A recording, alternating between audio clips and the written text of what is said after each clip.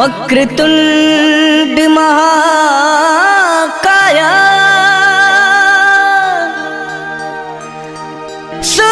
सूर्यकोटि समप्रभा निर्विघ्नं कुरु मे देव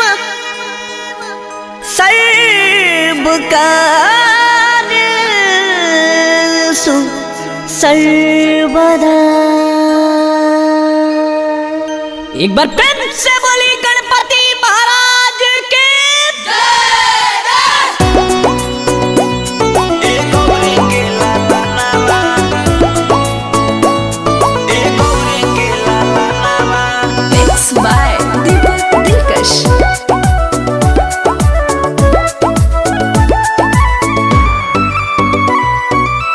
नेवता पे ठवले बानी हो गड़े राज जी कर जात बानी सुनी हम शुभ काज जी, हम शुभ काज जी, हम शुभ काज जी। नेवता पे ठवले बानी हो गड़े राज जी कर जात बानी सुनी हम शुभ काज जी।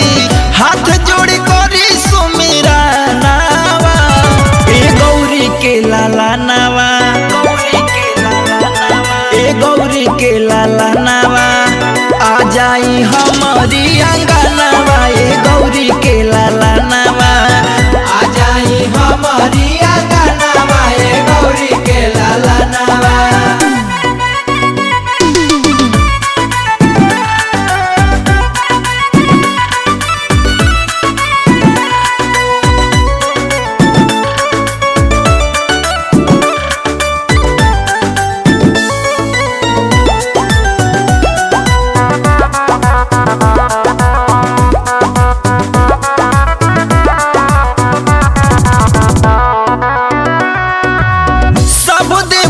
से पहले बानी बोलावले लड्डूवन के आज बानी भोगवा लगवले, भोगवा लगवले, भोगवा लगवले।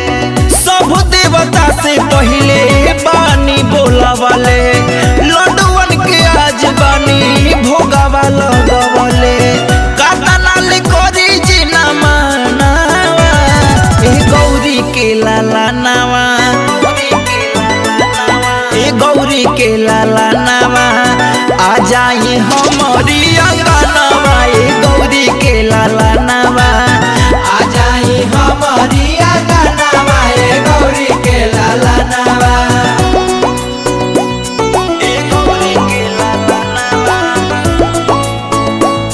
ए गौरी के लाला नावा।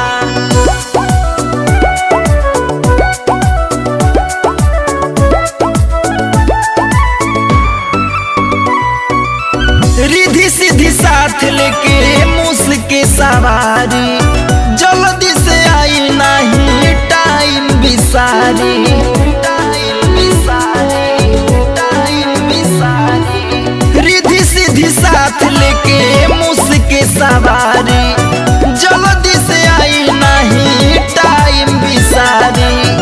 कहेला सूरज रोशनावा ए गौरी के लाला नावा, ए गौरी के लाला नावा आ जाई हमारी अंगना।